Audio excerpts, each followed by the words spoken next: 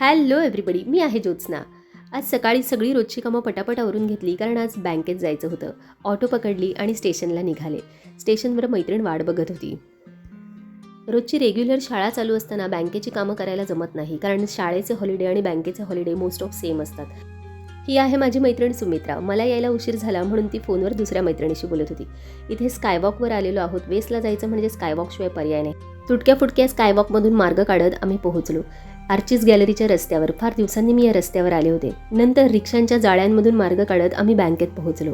बँकेमध्ये lunch time झाला होता. मग आम्ही भरपूर प्रकाशामध्ये एकमेकींचा चेहरा कॅमेऱ्यात निहाळू लागलो आणि त्यावर चर्चा करू लागलो. नंतर बँकेतली कामं झाल्यावर आम्ही बाहेर आलो. बाहेर उड्डाणपुलाचं काम सुरू होतं, त्यावर चर्चा केली. मोठे मोठे होर्डिंग्ज लागले होते. वाहणारा वारा आणि आज पाऊस पडणार याची चिन्ह दिसत होती, त्यावर चर्चा केली.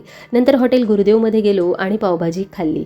पावभाजी हादडली आणि शाळेतल्या मॅटर, पॉलिटिक्स यावर अखंड बडबड केली. नंतर दोघी पण समाधानाने बाहेर आलो कारण दोघींची पण कामं झाली होती आणि पोटही भरलं होतं. नंतर पुन्हा स्कायवॉककडे वळलो. दोघींना पण वेगवेगळ्या रस्त्याने जायचं होतं. स्कायवॉक पार केल्यावरती आम्ही दोघींनी एकमेकींना बाय केलं. नंतर मी घरी आले.